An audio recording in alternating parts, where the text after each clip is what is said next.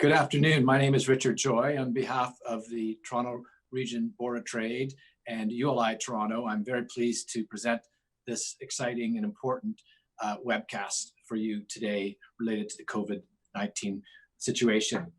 Just a little bit of housekeeping before I turn it over to Richard Florida. The session has been recorded and it will be made available on the ULI Knowledge Finder site and also supportbusiness.bot.com. If you are experiencing any internet quality, you can click to switch stream to view at a lower bandwidth, and this should hopefully give you a better audio signal. The event hashtag is hashtag post-COVID-TO, which I think will be up on the screen at some point.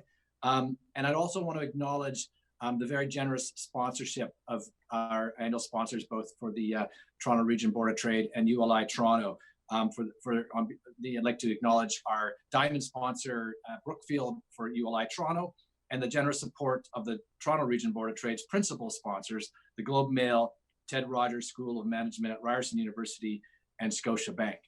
It's now my pleasure to introduce our guest speaker, Richard Florida. Richard is one of the world's leading urbanists, as I think most everybody would know. He's a researcher and professor serving as university professor at the University of Toronto's School of Cities and Rotman School of Management, and a distinguished fellow at NYU and Florida International University. He's a writer and journalist, having penned several global bestsellers, including the award-winning The Rise of the Creative Class, and his most recent book, The New Urban Crisis, published in April 2017. He serves as a senior editor for The Atlantic, where he co-founded and serves as editor-at-large for CityLab. He is an entrepreneur, a founder of the Creative Class Group, and he works closely with companies and governments worldwide. I'll just add that I know that Richard's been on sabbatical, and when this hit, he came flying in to the rescue, as he always has, over his career, and we're most grateful to have that. And in addition to all the many things that Richard's done, he also, as I just learned, cuts his own hair. So Richard, with that, I'll turn it over to you. Thank you, Richard Joy. Thank you, Jan. Thank you, Board of Trade. Thanks, ULI, and thanks to all of you who are so generously listening in. Yes, I did two things in addition to coping with my own anxiety. I cut my own hair. And I shaved, so I feel pretty good about that. Thank you very much. And yeah, I want to talk for about 20 or 25 minutes, walk through these slides, and then have a great conversation with Jan. So here we go. So I think it's pretty clear. You know, one of the things I've done, as Richard Joy was so kindly said, is I went back. I was on sabbatical. I was actually working on a public television docuseries, developing a proposal for a docuseries on cities. It was going to be a 4-segment docuseries, and kind of put that on sabbatical and threw myself into really trying to understand not only this pandemic, the coronavirus and the COVID-19 crisis, but I went back and read the history of pandemics. And, you know, there have been quite a few of them throughout history, and they've regularly occurred. In a nearly 40-year career as an urbanist, I'd never given this a second thought, which really started to concern me. You know, for things that have happened so frequently and have been so disrupted, I had never even thought of them, you know. And moreover, I was born in the middle of a pandemic, a pretty big pandemic in 1957. My parents never told me about it. And moreover, my parents, who were born in the 1920s, about the youngest, my mom was the youngest, my dad was the second youngest of 7 siblings. Most of my aunt and uncles were born in the middle of the Spanish flu. Nobody even mentioned it. So the point that I began to learn is that even though these pandemics are horrible and terrible and fatal and tragic for everyone in every generation that has to suffer through them, they have not really altered the course of urbanization. That cities and the power of urbanization to bring people together, to increase innovation, to spur productivity has always been the greater force. So I guess the first big takeaway is that Toronto will survive this. I want to talk about what we can learn from the past, how Toronto may be reshaped, and we can talk about that in general terms because it's hard to know in advance. What factors may leave our community or other big cities more vulnerable or more protected? And then, most importantly, how do we prepare Toronto to reopen? Because the next phase of this, after this immediate mobilization of healthcare and economic assistance, will be how do we reopen? And not only how do we reopen, depending on how long this plays out, 6 months, 12 months, 18 months, until we get a vaccine or effective therapies, can cope with this. How do we prepare for a better economy, a more affordable economy, a more inclusive economy, a more resilient economy in the future? So as I said, our city, our communities will survive and grow again. We've suffered far worse pandemics, the 1918 flu, the London cholera epidemic, the Black Plagues in Europe. Our cities have always rebounded stronger.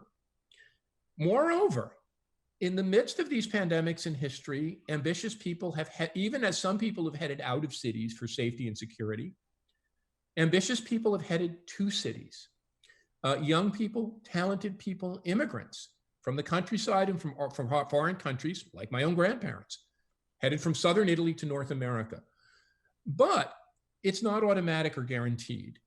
Our strategic action, our intentional action matters, not only during this period of being very vigorous and supportive, understanding what we have to do during this period of lockdown, or I guess we call it, we're not really in lockdown the way, say, Asia was in lockdown or even Madrid. We're in more of a period of voluntary or strictly voluntary social distancing. But we have to be also very strategic and intentional about how we reopen. And there's a lot of conversation now about testing and tracing. Look, we're going to have to do testing and tracing. We're going to have to rebuild. Now, again, Toronto maintained a public health infrastructure much better than many cities in the States and elsewhere. We're going to have to do all of that. We're going to get our testing and tracing in order. But I think one of the things people are forgetting in this dialogue is that testing and tracing are important, but they're necessary, but by themselves insufficient conditions. And we may reopen things before we have adequate testing and tracing.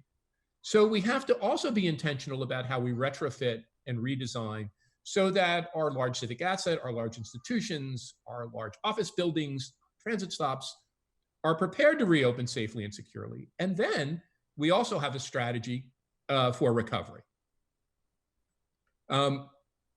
So where has this thing hit? Just by way of background. People say, well, look at New York, and I'm from Newark. I went to school in New York City, lived in New York City for a large part of my life. Look, it's something that somehow is devastating large, big global cities. Boy, Toronto's lucky it avoided it. Look at how it hit New York. Look at London. New York's devastated. I was just saying to Richard and Jan and others before we hopped on this, Governor Cuomo presented today that he believes that over 20% of New Yorkers have had this thing. So it's spread like wildfire through New York, and it's killed too many people, and too many people had it, and too many suffered, and too many were in ICUs. But New York City and global dense cities are not the only places that have been hit. It's hit major industrial centers. Wuhan, China, which is the world's factory.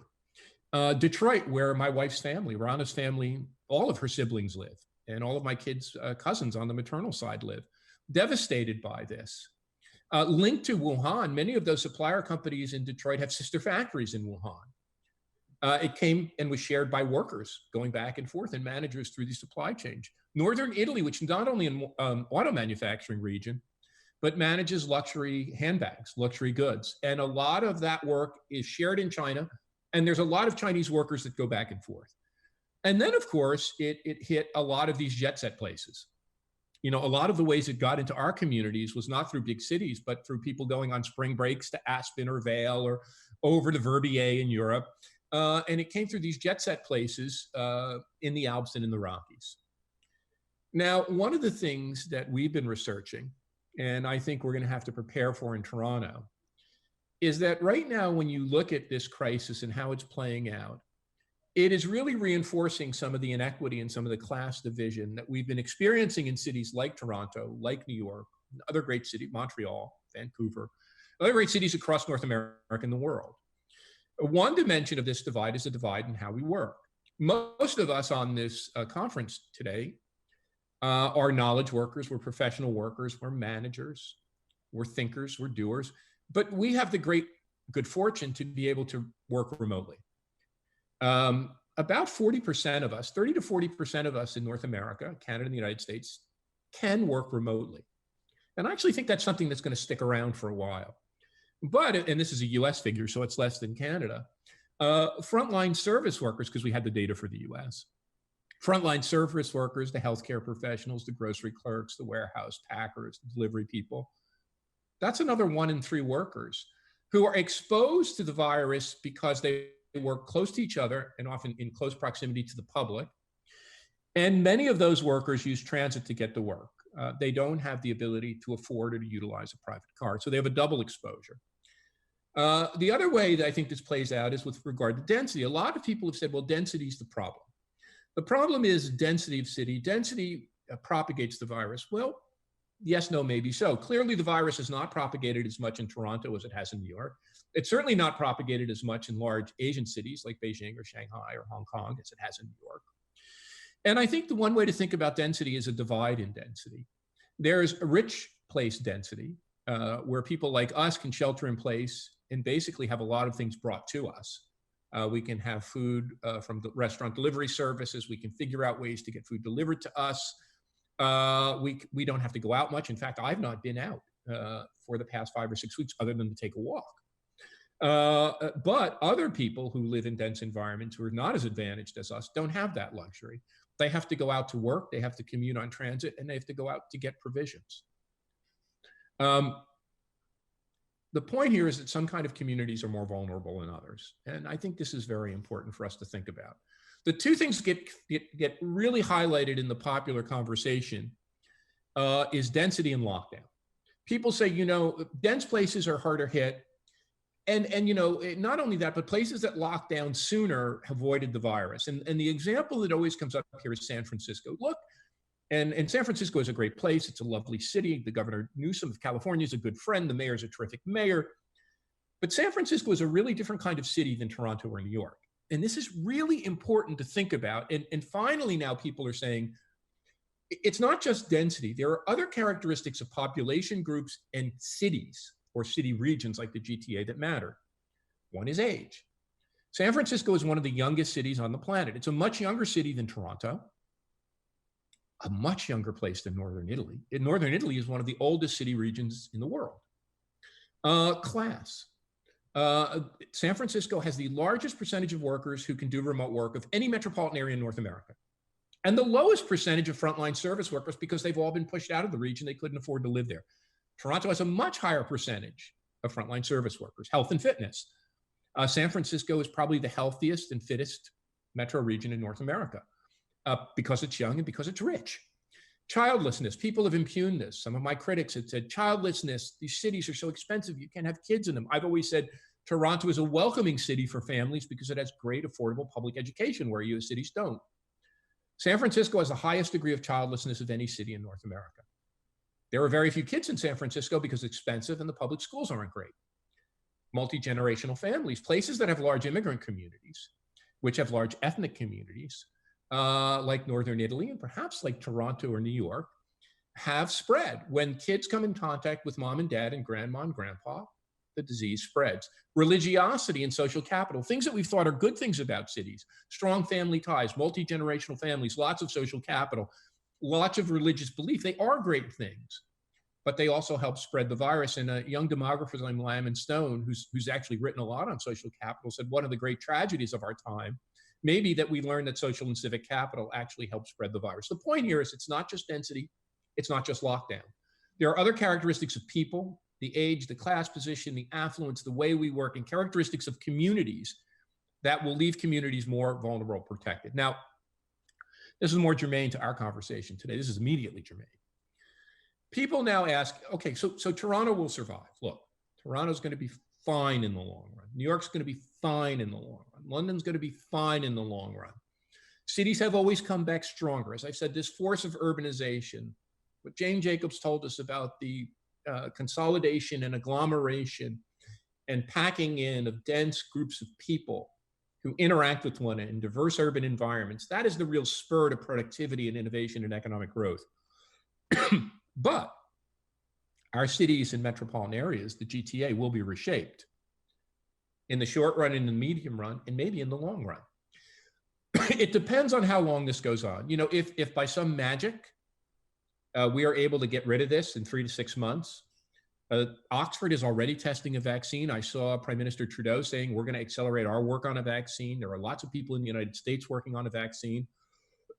I think we're going to get some darn good antiviral therapies. We're already developing. You know, one of the silver linings in this darn thing hitting New York, if there is a silver lining in that, is that New York's medical community and scientific community is world class.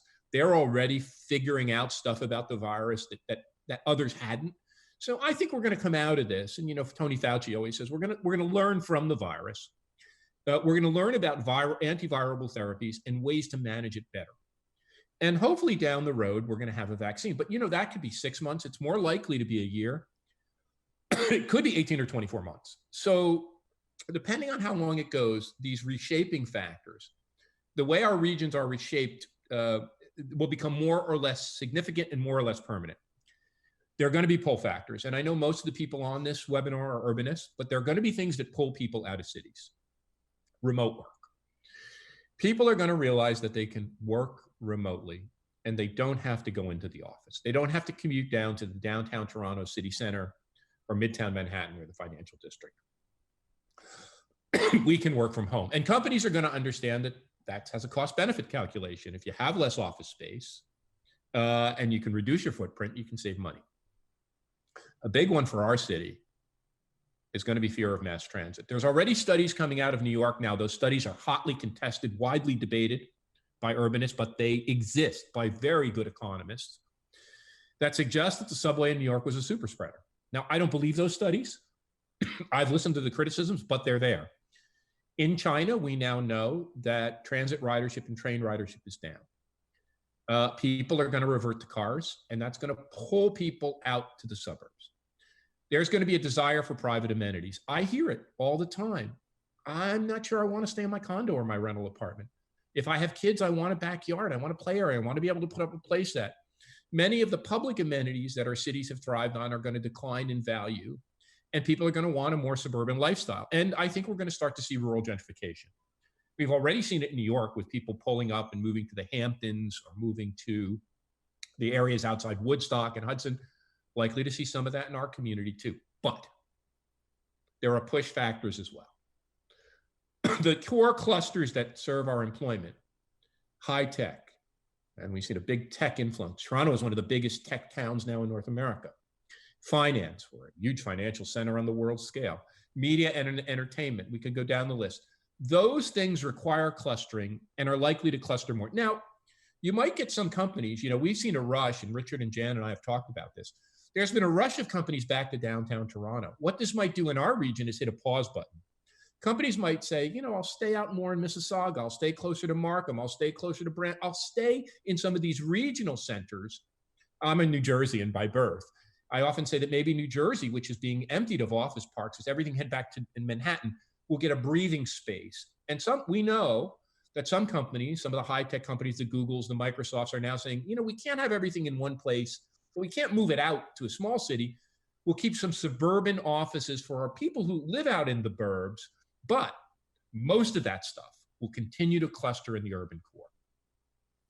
Secondly, if air travel is restricted for any length of time, as it likely is to be, people can't commute in from far away. They can't hop, skip, and a jump from Montreal to Ottawa to Toronto, from New York they're going to have to live where they are. That will cause more of these industries to consolidate in superstar cities like Toronto. And I think one mitigating force, even though as families, the old and the vulnerable, may go out to the burbs, one of the things we've seen throughout history is young and ambitious people flow into cities like mad. Immigrants come to cities because they offer opportunity. Wages rise for people who work in cities. This happened in the plagues in Europe. It happened in the cholera epidemic. It happened in 1918. And maybe we can reset our cities. We're probably not going back to the glory years of the 80s and 90s when cities were cheaper. We might be able to reset real estate prices in a place like Toronto if we have less office space and less co-working and some retail trauma, that Toronto becomes less expensive again, so that younger people and artistic creatives, the people who are getting priced out, might be able to afford to live there. And then I believe, though, because people will be scared of transit, the walkable and bikeable areas close to leading edge industry clusters in and around our in town where you can walk and bike to work, those are going to increase in desirability and increase in value. Now, how can we best prepare and plan to reopen safely and to recover in a way that makes our economy better? Less unequal, less separated, less divided, more inclusive, and I think more resilient, more sustainable and resilient to shocks, whether those are environmental shocks, economic shocks, or healthcare shocks. And look, we've gone through two of these things in a decade, more or less, a little bit more than a decade, the great economic and financial crash, and now the COVID crisis. So we should, and look, this isn't, we've had a lot of viruses going back to SARS and MERS and Zika and Ebola. Now this one is the one that's really hit us hard, but you know, we should be thinking about how to make ourselves resilient, not only to economic shocks, but to environmental shocks and to viruses. I like to call it test, trace, and tweak. Testing and tracing are key. We need to do it. We need to mobilize, but, and this is why I think we're all on today, we have to redesign our civic assets, our infrastructure, our built environment.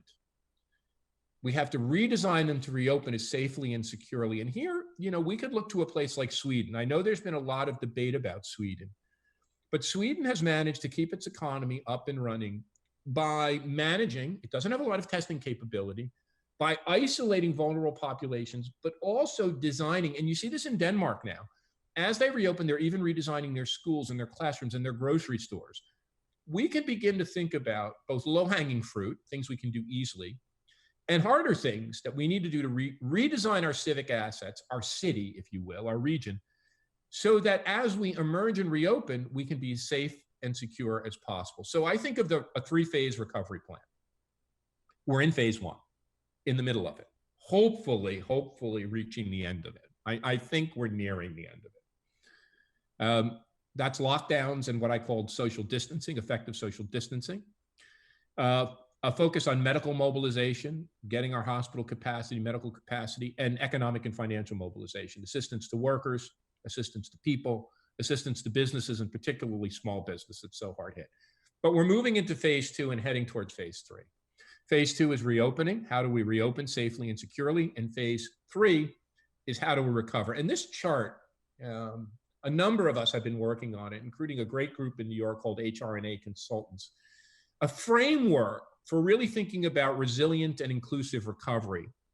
And look at the charts. You know, the one line is if we do nothing, how we'll go down and go up. The second line is how we might be able to mitigate, the blue line, and actually recover stronger.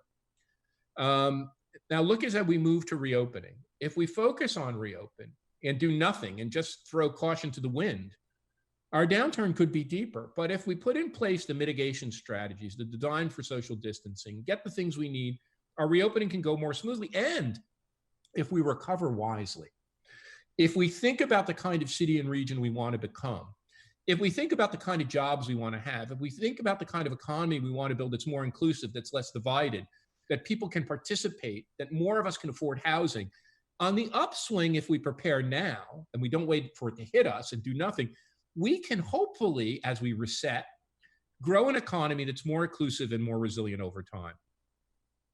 Look, I've already mentioned this, these pandemics occur in waves. We have maybe a couple more waves to go through. Hopefully, you know, this is 1918, 1919. Wave 2 was so big because the original wave hit later in the spring. The second wave, we didn't have the medical technology. People had to work in factories. They couldn't social distance. But look, we're going to have to manage this thing across these waves. So we're going to have to be careful. 4 key dimensions we have to consider. Health screenings and temperature checks. These will come up on all the next points. Jan and I were talking. Buildings are going to have these. Airports are going to have these. We're going to have temperature sensors. We're going to have to take checks of ourselves. Frontline workers. We're going to have to improve our personal protective equipment. Not only make sure people have it. Here's one for us in Toronto. We have a great design community and a world-class apparel manufacturing community. Our Porter flight attendants and our Air Canada flight attendants and our attendants at hotels look pretty spiffy in their uniforms. We can make personal protective equipment that doesn't look like a masked bandito from the Wild West or somebody walking around in a hazmat suit. If we get to it now, we can make personal protective equipment that actually looks pretty unobtrusive and doesn't scare the bejesus out of my 2 and my 4-year-old. We're going to have to do much better design for physical distancing. And we're going to have to think in some instances about, instead of mass service provision, personalized service provision. Let me go through just some examples and then we'll have our question period. Some people have said, not me, but some people in our government have said to me that the biggest asset, I always say it's the University of Toronto because I teach there, but other people have said to me, not the University of Toronto, the greatest asset in Canada is our airports and transit hubs. They are the most important pieces of infrastructure we have. We're not just going to pop those things open. We're not going to just pop up our airports and transit hubs. We're going to have to redesign them to be safe.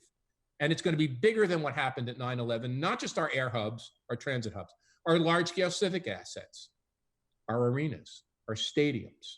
All of these things are going to have to be thought through. How do we open them? What will it take for you to go to a hockey game or a basketball game or a baseball game safely? Our vital infrastructure and public space. Right now, we have Hyde Park closed down for cherry blossoms. Makes sense. Do we want to do that forever? Can we think about ways to modify our vital infrastructure and our public spaces so they're safe? So our playgrounds are space for our kids to use. How do we redo our streets? This is a big one. How do we redo our streets so that our streets right now are empty, but our sidewalks are too crowded? How do we set up a system of moving people? What they were talking about in New York yesterday was making 3rd Avenue in New York City a busway, because you're going to have to reduce the flow of people on the subways and transit. How do you make the anchor institutions so important to our economic revival? Our universities and colleges. What will it take to retrofit not just classrooms, but dorms and dining halls so that kids can go back to school safely in the fall? How are we going to ensure that our Main Street survives? And I'll combine these next 2 slides. Can you imagine walking down Toronto in 6 months and all of those great Main Street shops, those boutiques and coffee shops and independent restaurants are boarded up? What about our arts and creative economy? How do we make sure that our ballet and our symphony and our small scale art galleries and our music venues that animate and create the sidewalk ballet of our city come back? Well, we have to provide them financial institutions, but they need technical assistance. Who's going to help them figure out how to design for social distancing? Who's going to help them figure out the personal protective equipment they need? Who's going to help them understand what it's going to take to reopen safely? We could create SWAT teams of medical professionals, people who understand that, people from larger companies to help them reopen safely, and we have to do it now. How do we have a framework for inclusive recovery? How do we identify, and the Board of Trade's done such incredible work here, the clusters that will ramp up and the clusters that will be hard hit? How do we prepare that recovery framework now? How do we make sure now that we overcome the class divide at work? We will no longer, it's not just a morally unjust or even economically unjust thing to treat the 30% or 40% or up to 50% of our workers who've done frontline service jobs, who are disproportionately women and members of immigrant or visible minority communities, to pay them non-living wages. These are our heroes. These are the people who are keeping us up and running. They are demanding, they are forming a new labor movement, demanding higher pay and better protective equipment. You know what? I'm actually written an op-ed on this. Hopefully it'll come out soon. Our workers are telling our capitalists what they have to do. It's our workers who are telling capitalism, do this, give us protective equipment, give us higher wages, and your factories and your companies will run better. We have to listen to them. And finally, we now need to protect our less advantaged communities. In New York, less so in Toronto, because we're better at this and we have a better social safety net, but ours is far from perfect. What have been the big spreads? Not only nursing homes, not only funeral homes, not only religious areas, low-income communities in the Bronx and Queens and the outer boroughs. They've been ravaged. I mean, the people were yelling at Mayor de Blasio saying, save us from this. This pandemic falls heaviest on our least advantaged people and our least advantaged communities. We have to mitigate poverty because it's the right thing to do. We have to address concentrated poverty because it's the economically correct thing to do. We don't want to waste that asset. But unless we address it, it's a threat to all of our health. Concentrated poverty and concentrated disadvantage is a threat to our health. Anyway, thanks for your patience in listening to me, and I look forward to our conversation with Jan and questions from all of you. Great. Thank you for those remarks, Richard. It's always great to hear insights, and I've greatly appreciated the conversations we've been having over the past few weeks. As mentioned at the top to all of you who are watching, I'm Jan De Silva, President and CEO of Toronto Region Board of Trade. I'm delighted to be partnering with Richard Joy and ULI Toronto on this conversation today. COVID-19 control measures have impacted every aspect of our daily lives. At the board, we're particularly focused on the economic and operational impacts to business, how the region's companies are coping with these immediate and significant losses. So when, Richard, you talk about how Toronto can safely reopen, I know our members are keenly listening and they're hungry for a lot more insight into that. So let's jump into some questions. I want to start by expanding on your point that we must ensure Main Street survives through recovery. We have since the beginning done bi-weekly impact questionnaires to Toronto businesses. Our most recent findings of these research was released earlier this week. We learned that more than a third of small businesses believe they can only survive another month or two under current conditions. What would the loss of these businesses mean for the region, and what still needs to come in the way of support for these smaller operations? Well, it will destroy the character of all great cities. I mean, we know what creates the character of our cities are these smaller local businesses. And one of Toronto's great advantages is, in contrast to New York or London, it has more of them. I think the e-commerce, what they call the retail apocalypse, just hit these other cities harder than Toronto. And we managed, and it may be our neighborhood character as well. Of course, a lot of people work downtown, but Toronto, as everyone in Toronto knows, is a city of neighborhoods. So each neighborhood has its own character. These businesses, small businesses, leave month to month. I'm even surprised they could last another month. So one, we need to get them all the financial assistance they need. But we also need to get them open safely. We need to get them back up and running. And we need them to understand and have the help they need to open with social distancing. And let me make one example with regards to the arts and culture economy. People are not going to be going back to large events. We're not going to have Caravana. We're not going to have Drake's concert. We're not going to have a Taylor Swift concert. The Rolling Stones aren't going out this year. We have an opportunity to really boost locally sourced arts and culture. Now, people may be scared to go to a concert venue. They may be scared to go to a big theater or hall, but they might want to have a block party. They might want to have a backyard party. Everyone knows I'm a big fan of the Brickworks. They might want to go down to the Brickworks, socially distanced in an open air environment. We can set up a portal now of locally sourced musicians, performers, artists, chefs that you could hire. And I think one of the opportunities we have is there'll be opportunities now for less mass gathering, less mass culture, and more locally sourced culture and more locally sourced businesses. But that's the kind of thing we got to get on now to prepare for. So we have it in place for the summer when people can hire folks and get them business and get back up and running. Well, and I think you're onto something, because I know in discussions with Scott Beck from Tours in Toronto and Mark Cohan, who's head of Toronto Globe, but also involved with the Junos, I know you know them well, they've been talking about how do we have live music on every street corner for 10, 15, 20 people, just to try to get the community back to work. So I think you're onto something absolutely with the micro approach to how do we deploy and support businesses. We also learned from our questionnaire that while over half of the businesses we engaged were able to switch to working remotely, they saw an immediate drop in productivity, collaboration, and morale. And so when we talk about embracing telework, how do we do so in a way that doesn't sacrifice the benefits of working together in person?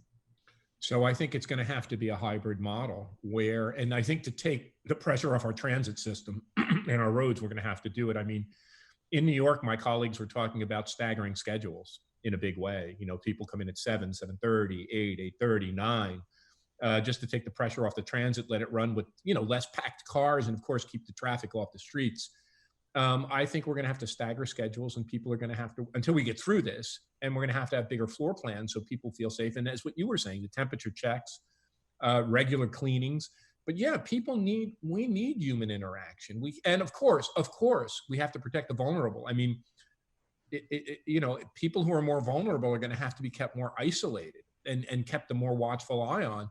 But for those of us who are able-bodied, and we're going to have antibody checks soon, yes, we can start going back to a semblance of normality. We're not going to have complete normality, but we can go back to a semblance of normality, adjusting our office spaces and spaces, designing for physical distancing, I think is the key here. And that's sort of one of the main messages, as well as providing personal protective equipment that we all need.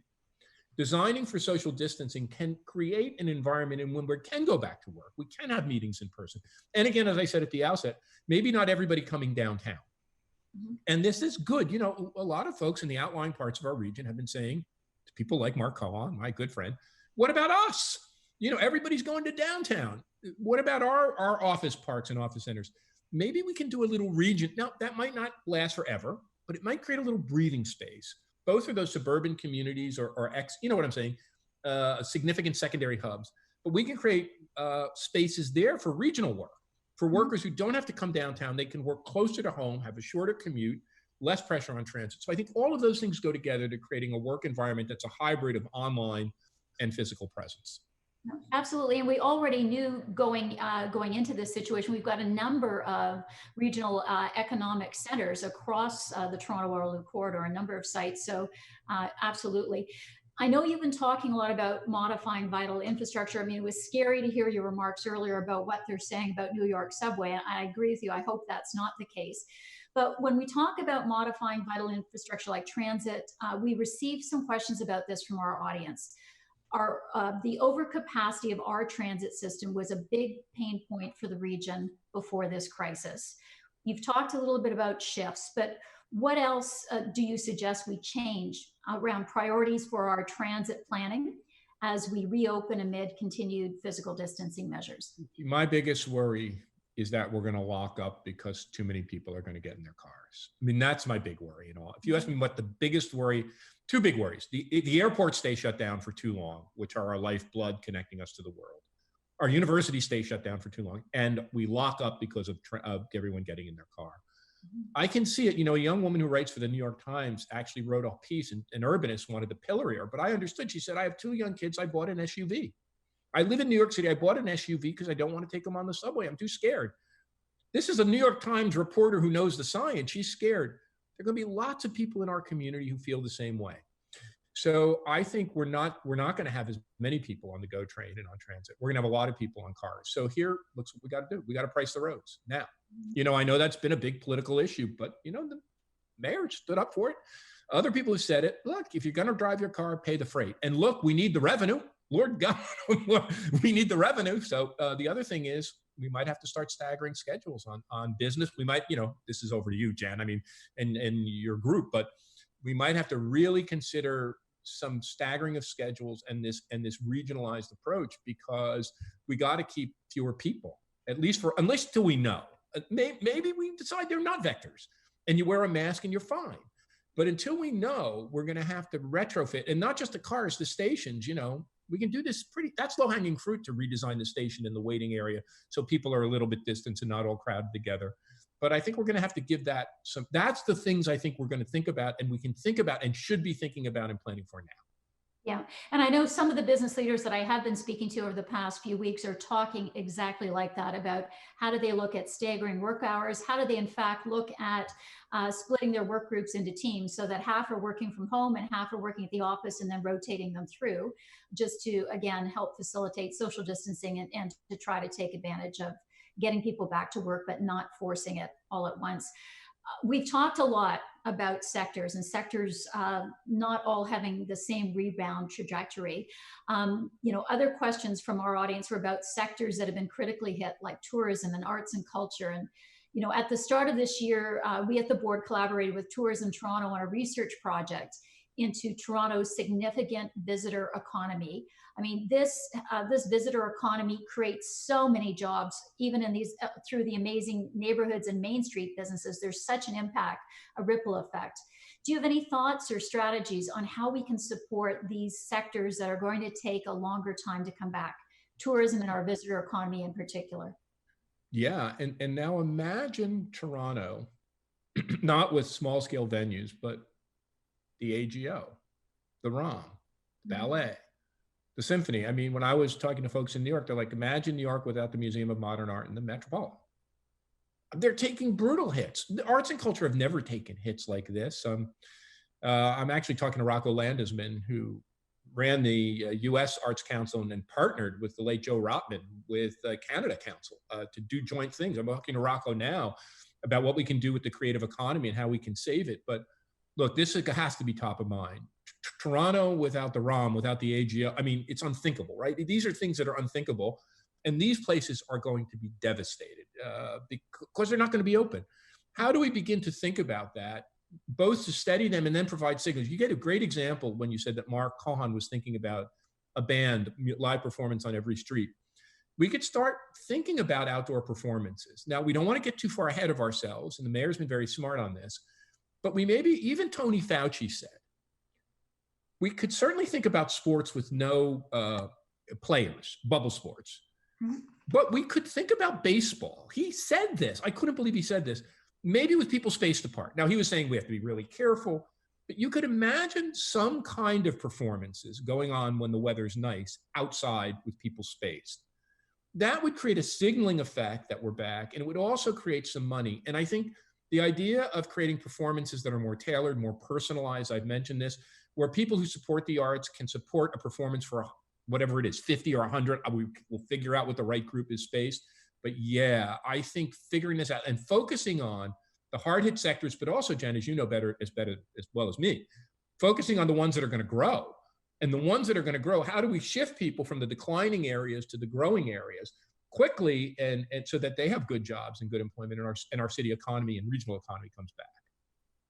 You know, I hate that I'm getting a wrap up please signal sent to me right now, because there's so much more we want to talk about. And in particular, we've been partnering with Richard Joy and ULI Toronto, and you and I, Richard, Florida, both sit on the ULI advisory board. I mean, there's so much that we need to dig into as businesses, as city planners, around how we prepared to reopen. And also the fact, as you indicated, this is not a straight line to recovery. There's going to be toggling back and forth as we potentially see future waves of this outbreak. So again, I hate that I'm getting the wrap up sign. I'm going to turn this back to Richard Joy to close this out, but let me just say we absolutely want to continue this and see how we have some further discussion on this. A great startup for our discussion on recovery. Richard Joy, back to you. Thank you, Jan. And thank you, both of you.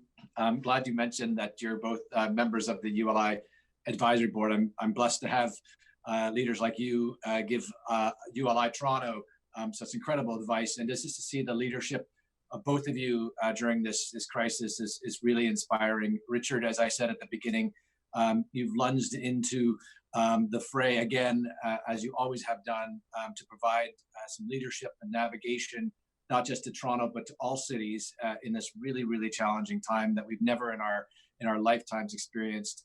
It is just amazing. And Jan, I know the leadership you've already provided and are working towards as we head towards the recovery stages, pre and post vaccine.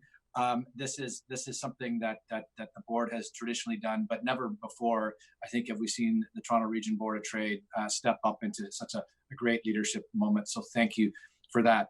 I think you've heard here believe over 1,000 people have signed into this webinar.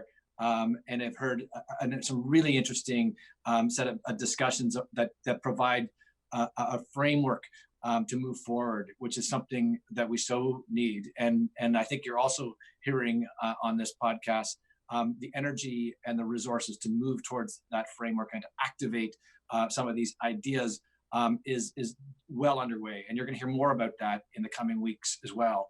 I want to thank the annual sponsors. I'm going to thank on behalf of ULI Toronto, especially Brookfield, our diamond sponsor, and the generous support of the Toronto Region Board of Trade's principal sponsors, the Globe and Mail, Ted Rogers School of Management at Ryerson University, and Scotiabank. Both ULI Toronto and the Toronto Region Board of Trade are going to continue with important webinars. So stay tuned to both our channels and to stay tuned for more ways that you can get involved in this recovery effort. There's important stuff on the horizon, and we look forward to working with all of you to do that. So on behalf, again, thank you, Jan. Richard, thank you so very much. I know how busy you've been. To give us this time was just super generous. Thank you so much.